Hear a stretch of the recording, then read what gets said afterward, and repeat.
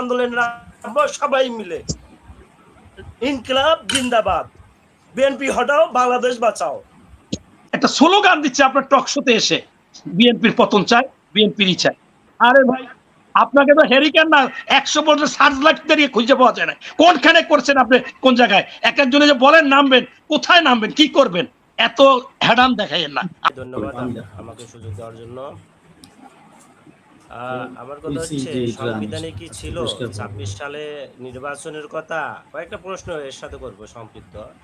26 সালে সংবিধানে কি ছিল তারেক রহমান নির্বাচনে আসিয়ে প্রধানমন্ত্রী হবে? সংবিধানে কি ছিল চুপ্পু সাহেবকে বিএনপির আবার ইয়ে করতে হবে, রাষ্ট্রপতি বানাতে হবে? সংবিধানে কি ছিল যে ওই অন্তর্বর্তীকালীন সরকার থেকে মন্ত্রী বানাইতে হবে? সংবিধানে কি ছিল যে নির্বাচন কমিশন বিএনপির হবে? সংবিধানে কি ছিল গণ অভ্যুত্থানকে অস্বীকার করতে হবে? বিএনপি তো স্বয়ং স্বাক্ষর করছে এবং গণভোট নির্বাচন সাথে আয়োজন করতে সম্মতি করছে। এই মোনাফিকরা আবার কেন এই সংবিধানকে প্রত্যাখ্যান করতেছে? আমরা আন্দোলন সবাই মিলে ইনকিলাব জিন্দাবাদ, বিএনপি হটাও, বাংলাদেশ বাঁচাও। সালাম, আসসালামু আলাইকুম। ওই সাদিককে আমরা বলি কেন যে বিএনপির মানে ছাত্র দলের পোলাপান গাঁজা খায়, ইয়াবা খায়, সে এইগুলা করছে, এই জন্য খেপছি। আরে ভাই, তাইলে যদি আপনি যদি বলেন ডিসি মাসুদের উপর খেপলো কেন? ডিসি মাসুদ তো ছাত্র দলের লোকজন ধরবে, তা আপনাদের সমস্যা কি? আপনারা তার বিরুদ্ধে আন্দোলন করেন কেন? এটা বন্ধ করতে বলেন কেন? আপনারা কেন বলেন যে ভাবুক চিনেন না, শিল্পী চিনেন না? শিল্পী হইলে, ভাবুক হইলে গাঁজা খাবে, ইয়াবা খাবে। এবং আপনারা দেখেন না, এই একটা মেয়ে ধরছে, কত সুন্দর চেহারা, ঢাকা ইউনিভার্সিটির মাস্টার্স ফাইনাল ইয়ার, বলে নিয়ে যান নিয়ে যান, মানে ও বুঝেও না, খাওয়ার টালে ধরছে। এখন এই মাসুদ তো ভালো কাজ করতেছে, এটা বিএনপি করাইতেছে। এইটা নিয়ে কেন এখন বিএনপির নামে গালিগালাজ, মাসুদের নামে গালিগালাজ, তাকে হারুন গেছে যে পথে, সে যাইবে সেই পথে, এই যে বিষয়গুলো, এখন আপনার কথাটা স্ববিরোধী হয়ে গেল না? যে সাদিককে ওই এইটা করছে, এই জন্য আমরা তো বরঞ্চ এটার বিরোধিতা করতেছি। আমরা তো এই আপনার মাদকের বিরুদ্ধে যুদ্ধ ঘোষণা করেছি, সেই কাজটা করতেছি।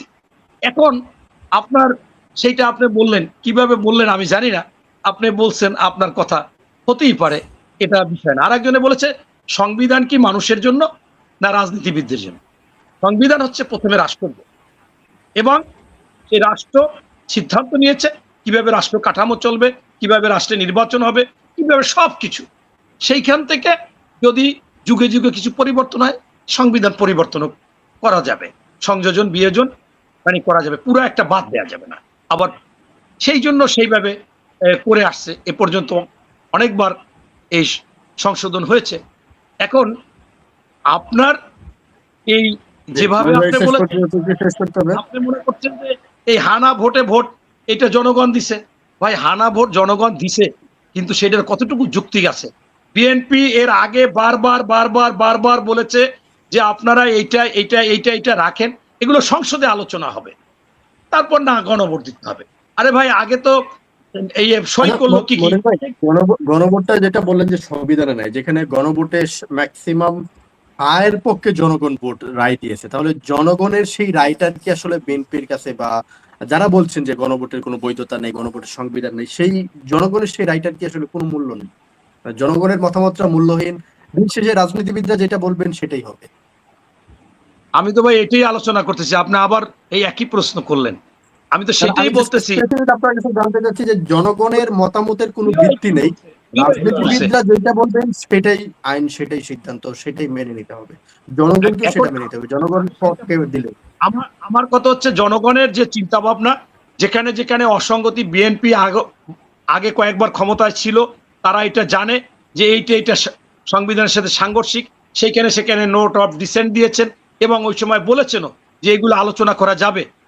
তারপর তারা শুনে নেয়, তারা বলছে এই গণভোট আগে হতে হবে, এইটা হতে হবে, শেষ পর্যন্ত বলছে একসাথে হোক। এখন হচ্ছে যে এইটা কতটুকু কভার করা যাবে, কতটুকু জনগণ যেটা চাচ্ছে সেটা নেওয়া যাবে, অবশ্যই নোট অফ ডিসেন্টের এগুলো আলোচনায় আনতেই হবে, এর কোনো বিকল্প নাই। এবং আপনি আগেই এটা অমীমাংসিত বিষয়, সেটার উপর হানা ভোট হয় কেমনে? এবং আগে ভোটের আগে কিন্তু আমরা শুনেছিলাম যে বিস্তারিত জানানো হবে জনগণকে, যে এইটা নোট অফ ডিসেন্ট দিছে, এইটা দিছে, এইটা দিছে। আসলে কি সেইটা হয়েছে? আপনি দেখছেন সে কতটুকু কথা লেখা ছিল? অতএব এইটার মধ্যে এটা হয় না। এখানে অনেকগুলো কথা, সেই এই এতগুলো কথাকে আপনি সংক্ষেপে হা না, এটা হয় না। এখন যদি এক একটা বিষয়ের উপর হানা হইতো, তাই আমরা মনে করি যে বিএনপি হচ্ছে জুলাইয়ের আন্দোলনের সাথে সরাসরি জড়িত। যারা আজকে বলে যে মহাসচিব বলছিল যে আমরা জড়িত না, এটা একটা কৌশল ছিল ভাই। সেখানে যদি সেইটা আমরা জড়িত না থাকতাম তা আমাদের এত শহীদ হলো কেমনে? আমরা কিভাবে জানতাম যে আজকে উত্তরা যেতে হবে, আজকে মিরপুর 14-তে যেতে হবে? তারেক সাহেব সব আমাদের বলতো। আমরা কোনখানে যাবো, টিএসসিতে কখন যাবো, প্রেস ক্লাবে কখন থাকবো, শাহবাগে কখন থাকবো, প্রত্যেকটা তো আমাদের নির্দেশ আসতো। এবং এই জন্যই তো জামাতের আমির একাধিক মিটিং এ বলেছে যে এই প্রধান নায়ক হচ্ছে তারেক রহমান, আর একটা বলছে মাস্টার মাইন্ড হচ্ছে তারেক রহমান জুলাই আন্দোলন। কেন বলছে? ওনাদেরকেও পরামর্শ দিচ্ছে। এখন সেই জন্য এইটা নিয়ে যদি তর্ক বিতর্ক করে, এইটা কোনো ফলপ্রসূ না। এই জুলাইয়ের ভূমিকাটা বিএনপির সবচাইতে বেশি, তারপর হচ্ছে ছাত্র জনতা এবং আজকে জামাত এবং এই এনসিবি, এদের ভূমিকা ওইরকম ছিল না, কিন্তু তাদের ডাকে সারা দিছে মানুষ। আমরা এটাকে মনে করেছি, আমরা সর্বত্র থেকেছি, আমাদের বউ বাচ্চা নিয়ে নেমেছি। 65 লক্ষ লোকের নামে মামলা ছিল। ওই যে ভাইরা বলে যে 5ই আগস্টের আগে আমি ভালো ছিলাম, কারণ তখন তো আওয়ামী লীগের বিরুদ্ধে বলতাম।